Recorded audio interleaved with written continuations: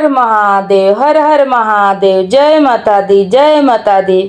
तो देखी गुरु भाई बहन, आप लोगन के बीच में ये नवरात्रि चलत आवे। नवरात्रि के बहुत ही दर्द भरा ज्ञानवर्धक एगो कथा आप लोगन के सुनाओ तनी। देखी ये कथा के आप लोग जरूर सुने, काहे कि ये कथा में जितने दर्द बा उतने ये कथा में ज्ञान भी बा। ताई ये कथा के सुनी कि एगो छोट देवरानी अपना जेठानी से कैसे नवरात्रि के पूजा उल्टा सीधा बतौले बाड़ी, मछली के प्रसाद बनावे के बतौले बाड़ी। काहे कि जेठानी जौन रहली उ पहले जमाना के रहली, थोड़ा उ बुड़बक रहली। आई देवरानी जौन रहली बहुत तेज रहली, पढ़ल लिखल रहली। ताई देखी सुनी ई कथा के आप लोग सुनी कि कैसे उल्टा सीधा बतौले बाड़ी, अपना के ढेर होशियार आ तेज बनल बाड़ी। तो कैसे का होता देखी दीदी। एगो गांव रहे, एगो गांव में एगो जेठानी या देवरानी दूगो गोतनी रहेलो। दोनों गोतनी अलग अलग रहेलो। काहे कि देखी जौन बड़ रहली उ पहले से पूरा घर परिवार चला के आई रहली, लेकिन जौन छोटे आईली उ कुछ होशियार रहली, तेज रहली, थोड़ा पढ़ल लिखल रहली। उसे उ बहुत चालाक अपना के होशियार बुझत रहली।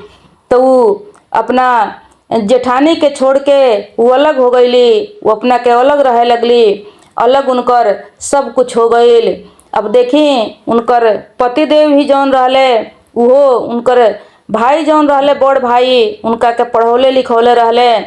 तो पढ़ लिख के उ कोनो काम करस, नौकरी चाकरी करस, तो उ लोग के घर में सब कुछ भरल पुरल रहे। लेकिन जेठ भाई जेठ भौजाई जौन रहे उ लोग के बहुत दिक्कत रहे, गरीबी रहे। काहे कि उ पढ़ल लिखल ना रहलन, बेरोजगार रहलन, उनका कोनो रोजगार ना रहे खेती बाड़ी के सिवाय। लेकिन फिर भी अपन गुजारा वही में करत रहेलो। अब देखी ये गुरु बहिना, अभी छोटको जौन रहली ई सब परब तीज करस। काहे कि अभी नया नया में बहुत बहुत परब तीज आइल बा, बहुत परब तीज करस। आ ई नवरात्रि भी करस। नवरात्रि जब करस तो छुप छुपा के अपना बड़ गोतिन के ना बतावस। उनका लागे कि हमरा ई सब परब तीज के कैला से हमरा घर में ई सब बढ़ंती बा, ई सब कुछ पूरा होता। लेकिन उनकर पतिदेव जौन रहले उ तो कमात रहले, उसे सब कुछ वो घर में पूरा रहे। लेकिन उ समझत रहली कि सब हमरा वजह से बा, हमरा परब तीज कैला से, हमरा पूजा पाठ कैला से। उ अपना आप के भाग्यशाली समझत रहली। अब देखी अब छुप छुपा के करस, अपना बड़ जेठानी से कुछ ना बतावस। काहे कि उनका लागे कि इहो परब तीज करे लगी हन, पूजा पाठ करे लगी हन, सब विधि विधान करे लगी हन, तो इन्हों के सब कुछ पूरा हो जाई। भले ही दुख में बाड़ी, भले ही दुखे में रहस। अपना आगे उ सोचस कि हमरा से हीन रहस, कुछ घटे तो हमरा आके ही हाथ पसारस। लेकिन हम इनका आगे कभी ना झुकी, कभी ना जाई। अब देखी ऐसा ही नवरात्रि करस, सब परब तीज करस। अब नवरात्रि जब आई रहे, नज़दीक में रहे, तो इनकर बड़ जेठानी जौन रहली उनको मन में कई साल से लालसा लागल रहे कि बहुत लोग घर घर के लोग अब नवरात्रि के व्रत करता, हमहू करती। हमरो मन में इच्छा लागता कि हमहू नवरात्रि के व्रत करती, माता रानी के व्रत रखती। अब देखी अब सोचली कि चलत तनी, हमरा तो कुछ विधि विधान मालूम नहीं के, चलत तनी हम दोसर के से काहे ला पूछेम। हमरा घर में तो खुद हमर देवरानी जौन बा बहुत होशियार है, बहुत पूजा पाठ करेली, सब विधि उधि तो उहे बतावेली। कितना लोग तो उनका से पूछ के जाला, तो हम काहे ना उन्हीं से चल के पूछ ले तनी। एमे बड़ छोट के कौन लगान बा। यदि बुद्धि हुई छोट के तो छोटे से ना पूछल जाई, छोट के बड़ के में कोनो मतलब नहीं खे। अब देखी ये गुरु बहिना, अब गईल बड़ी जाके अपना देवरानी से कहतरी कि ये छोटको देखा ना, हमरो मन करता नवरात्रि करे के, हमहू चाहतनी कि नवरात्रि के व्रत हमहू तारा संगे संगे करती। गांव घर के सब लोग करता तो हमरो मन में बहुत लालसा लागल बा। तो तनी हमरो के विधि विधान बताई तो ये साल से हमहू नवरात्रि करती। अब 2-4 दिन नवरात्रि के रहे, सब लोग अपन अपन तैयारी करत रहे। अभी पूछत तारी तो ऊ कहत तारी कि ए दीदी रउआ काहे के नवरात्रि करें। नवरात्रि में देखी बहुत कष्ट होला, बहुत खर्चा लागेला, बहुत कुछ पूजा पाठ फल फूल जुटावे के पड़ेला, पंडित जी के दान दक्षिणा देवे के पड़ेला। रउआ काहे के करें, रउआ से ही ना होके सकी, इतना सामान जुटावे ना रउआ सके, 9 दिन उपवास रहे के पड़ेला, रउआ से ही सब ना होके सकी। तो कहली कि देखो हमरा से हो जाई, मान ल कि जहाँ 5 गो फल के जरूरी बा वहाँ हम 1 गो जुटा ले हैं, लेकिन पान फूल लेके हम माता जी के पूजा करें। ये साल हम पूजा करबे करें। तू हमरा के कैसहू क के एकर विधि बताव, तू अपने साथे साथे हमरो के व्रत रखवाव। अब वो बहुत कुछ बहुत भड़छौली, बहुत बिना भे बतौली। कहली कि रउआ से ना होई, रउआ से सब सामान ना जुटी। लेकिन उनका जिद के आगे कहली कि तू बताओ ना कुछ जुटी तो केवल हम भूखल रहें, दोनों कर जोड़ के माता जी के हम पूजा करें।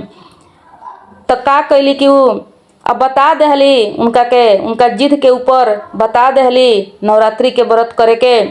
अब नवरात्रि के व्रत करे लगली। नवरात्रि के व्रत जब करे लगली तब देखी, अब जब नवरात्रि समाप्त होखे वाला रहे तो देखले रहली कि नवमी के दिने लोग कन्या कुंवारी के खियावेला। कन्या कुंवारी जब खियावेला तो वह दिन बहुत कुछ खर्चा हो जाला, कुछ विशेष प्रसाद विशेष पूजा के सामग्री जुटावे के पड़ जाला।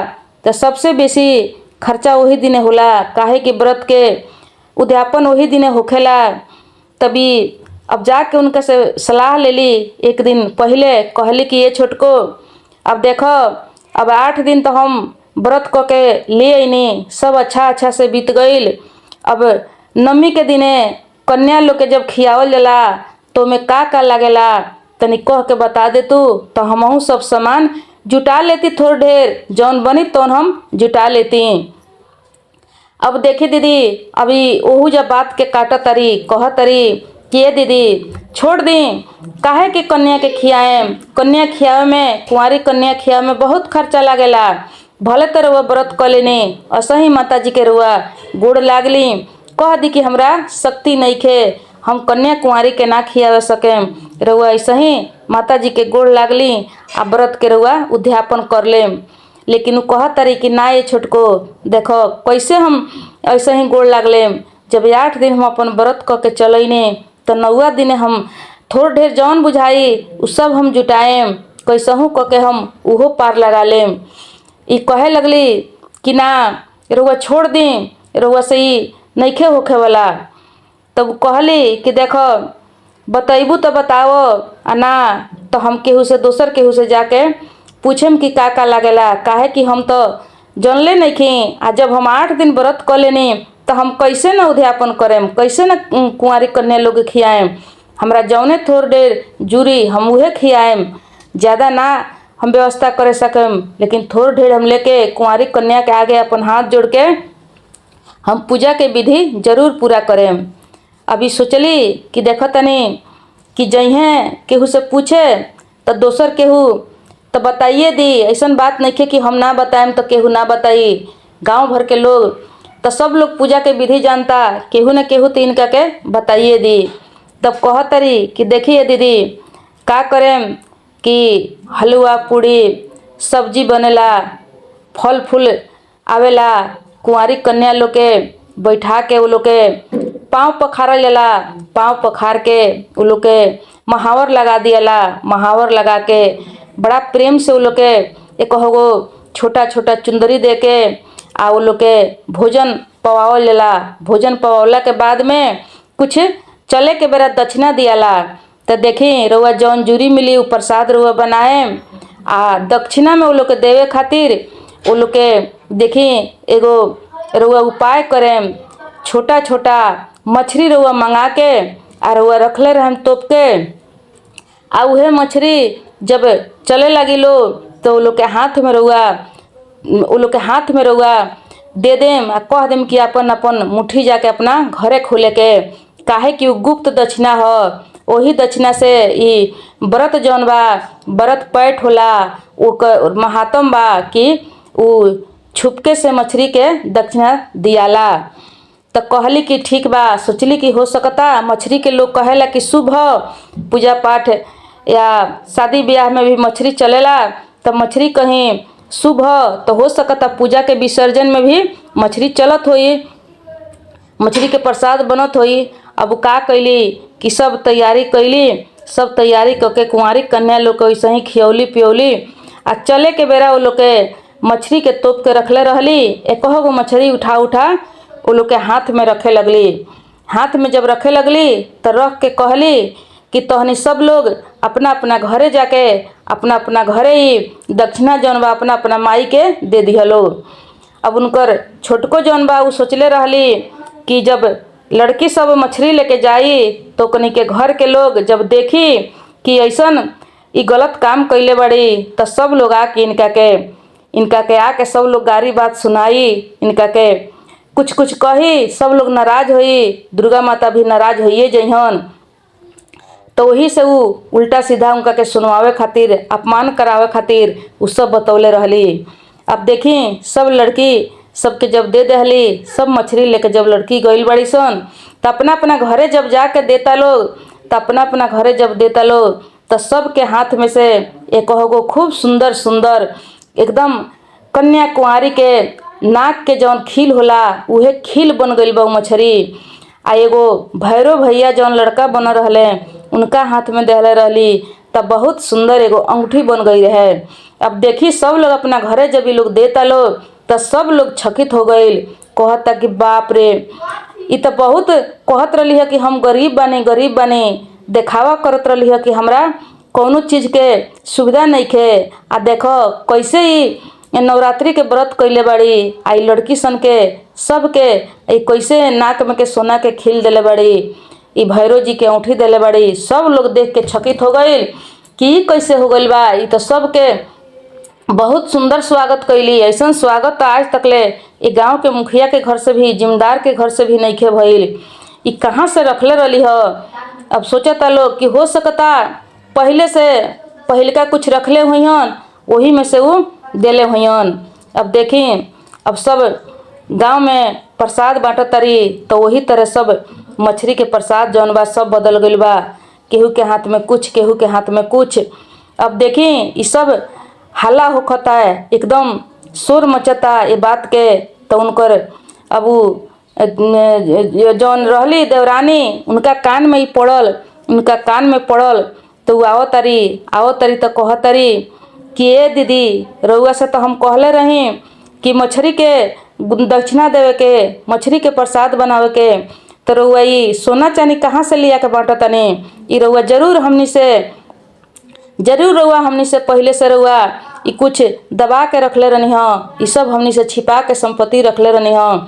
आज रउआ ई सब निकलले बानी, रउआ बहुत समझी कि गद्दार बानी, धोखेबाज बानी। ई सब कहाँ से ले आइल बानी, पहले तो रउआ कुछ ना रहलो, रउआ तो खाए पर आफत रहलो, लेकिन आज है सब रउआ कहाँ से निकालत तानी। ई जरूर पहले के ई सब साजी में के ई सब कमाई ह, धन ह, ई सब धन के रउआ छिपा के रखले रहनी ह। आ हमरा से केवल दिखावा करत रहनी है कि हमरा कुछ नहीं खे, हमरा शक्ति नहीं खे। अब कहा तारी कि ना ये छोटको देखो ऐसन बात नहीं खे, ऐसन बात नहीं खे, हम कहाँ से इतना धन संपत्ति छुपा के रखें। इतना धन संपत्ति तो हमने के घर में रहले ना रहे। देखो हम मछरिये के प्रसाद बनौले रहनी हो, आ मछरिये सब हम लड़की सबके देले बानी। हम एकदम साँच बोलतानी, हम झूठ नहीं की बोलत। हम सबके हाथ में मछली थमौले बानी। अब माता रानी की कृपा कैसे का भइल ह हमरा कुछ समझ नहीं खे। हम तो मछरिये निकाल देले बने। अब माता रानी जानस कि कैसे लोग के हाथ में गइला पर से सोना बनल बा, केहू के हाथ में खील बनल बा, केहू के हाथ में औंठी बनल बा, हमरा मालूम नहीं खे। हम ई सब नहीं जानत। तू चल के ना विश्वास करबू तो देख लो, अभियो हम रखले बानी तौन प्रसाद बचल बा, उ मछरिये बा। अब उनका के बुला के ले गली, देखो तरी तो सही में जौन बचल रहे उ प्रसाद मछरिये रहे। जौन प्रसाद रहे उ मछली रहे। आ जब ई देख के आ चल गईली कहत तरी कि ई का हो गईल, ई तो सब उल्टा हो गईल, सोचनी हम का लेकिन हो गईल का। अब जब ई चल गईली बहुत डाह ईर्ष्या इनका मन में होखे लागल। जब ई चल गईली तो जौन बचल मछली रहे सब मछली देखिए गुरु बहिना सब हीरा मोती सोना चांदी में बदल गईल, सब बदल गईल। सब उठा के उनकर जेठान धैली। धैला के बाद दुर्गा माता के धन्यवाद दिली, खुशी मनौली। अब देखी अब का होता कि अब अगिलका साल, अब ये साल तो बीत गईल, अब अगिलका साल अब इनका मन में इतना डाह ईर्ष्या हो गईल। अब लगली एक एक दिन के इंतजार करे कि हो सकता कि दुर्गा माई ये लोग शायद मछरिये से लोग प्रसन्न बा, ये लोग के मछरिये चढ़ावा अच्छा लागता, तो अगला साल हमहू नवरात्रि करें तो हमहू मछली के प्रसाद बनाएम।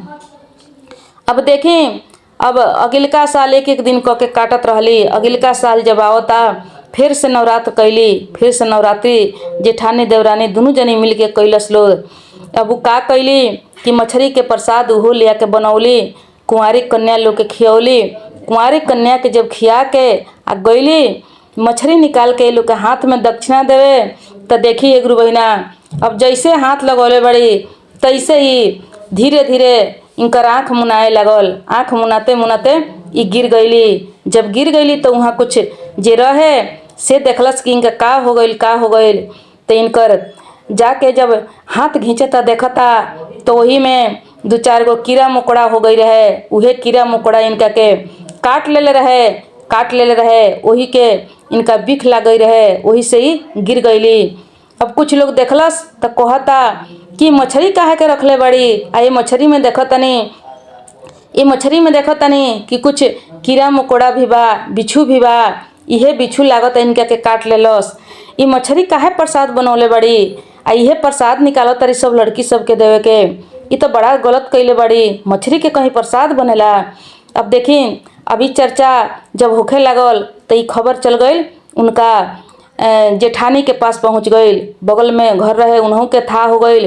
अब वो दौड़ल अली कि हमरा देवरानी के कुछ हो गईल बा, बेहोश होके पड़ल बड़ी। अब दौड़ल जब अली तो आके देख तरी सुन तरी तो बताओ लोग कि मछली प्रसाद बनौले रही ह, एमे से निकालत रही ह तो इनका हाथ में बिच्छू काट ले बा, बेहोश होके गिर गई बड़ी।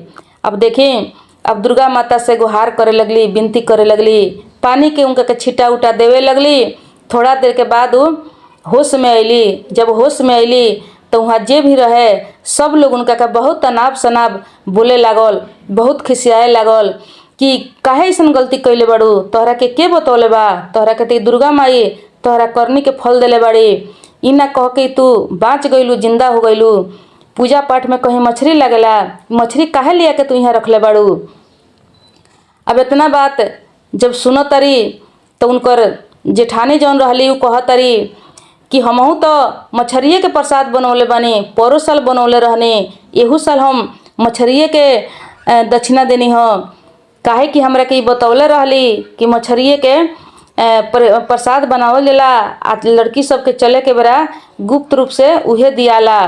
तो हम तो बनौले रहनी तो सब केहू के औंठी भई रहे, केहू के नाक में के खिल बना रहे। तो कहतरी सब लोग कहता कि तोहरों से ही मछरिये के प्रसाद बनौले रहली। तो कहतली कि हाँ हमरों से मछरिये के प्रसाद बनौले रहली। अब देखी अब वो सब लोग बुझ गईल कि डाह से ईर्ष्या से जलन से तहरा से ई बनवले रहली, उल्टा काम करौले रहली, गलत काम करौले रहली कि ताकि तोहरा पर दुर्गा मैया नाराज होइहन, गांव समाज तोहरा पर नाराज होई, तोहर विनाश होई। लेकिन देखो जे अनका खातिर गढ़ा खोनेला, अनका खातिर जे गलत सोचेला ओकरे विनाश बर्बादी हो जाला। अब ई सब सुनली तो उन्हों के अफसोस होखे लागल, माफ़ी मांगे लगली दुर्गा माई से, अपना जेठानी से। उनकर जेठानी कहली कि देखो छोटको, हम तो तारा से कहियो कोनो छल पाँच नहीं कैले, कोनो कहियो जलन ईर्ष्या नहीं कैले। तू कितना बढ़िया खात रहलू हो, पहिरत रहलू हो, लेकिन हमरा कोनो मतलब ना रल। तू काहे ऐसे कैलू, काहे कि व्रत करे में, पूजा पाठ करे में तो सबकर अधिकार बा। मान ल कि हमरा मालूम ना रहे, हमनी के पाला में ये सब ना होत रहे, तहनी के पाला में ये सब होता तो हम पूछनी तो तोहरा तो सही बतावे के चाहे। अब देखो तू हमरो से मछली के प्रसाद बनौलू, अपनहू बनौलू। कितना गलत काम कैले बाड़ू। एक तो तू गलत बतौलू, दूसरे में तू लोभ लालच से तूहू उहे काम कैलू। तो हमरा के तो बतौलू तो हमार में गलती ना रहे, काहे कि जे बतावेला जे सिखावेला ओकरे पर सब दोष जाके लाग जाला। तो हम तो अनजान रहने, तो हमरा पर कोनो दोष ना लागल। दुर्गा माता माफ़ कैली, लेकिन तू तो जानबूझ के गलती कैले बाड़ू। तू तो जानबूझ के गलती कैलू, काहे ऐसन कैलू। तारा डर न भइल तनको धर्म से। दिन रात पूजा करेलू, दिन रात मठ मंदिर जालू, आ धर्म के थोड़ा सा भी ज्ञान नहीं खे, भगवान के थोड़ा सा भी डर नहीं खे। लगली माफ़ी मांगे, कहली कि ये दीदी माफ़ कर दी, हमरा के माफ़ कर दी। बहुत हम घमंड से अहंकार से चूर रहनी हम। हमरा लागत रहा कि सबसे हम ही बड़ रहें, सबसे हम ही बढ़िया खाई बढ़िया पहिरी। हमरा हजूरे हमार घर परिवार से लेके गांव समाज सब लोग हमरा हजूरे छोट रहो, हीन रहो, इहे सोच के हम ऐसन काम कैले बने। लेकिन आज से ऐसा ना होई, माफ़ करी हमरा के। तो दुर्गा माई से अपना जेठानी से माफ़ी मंगली। तो देखी गुरु भाई बहन, जब अपना पास ज्ञान होखे आ केहू के ज्ञान नहीं खे, तो ज्ञान के मामला में डाह ईर्ष्या ना करे के चाही। ज्ञान जौन कुछ भी बा सही बतावे के चाही। सही ना बतौला पर, उल्टा सीधा बतौला पर जेकरा के बतावल जाई ओकर तो कुछ ना होई, ओकर बन जाई। आ जे बताई ओकर बिगड़ जाई, सर्वनाश हो जाई। तो चली कथा समाप्त भइल। जय माता दी, जय माता दी।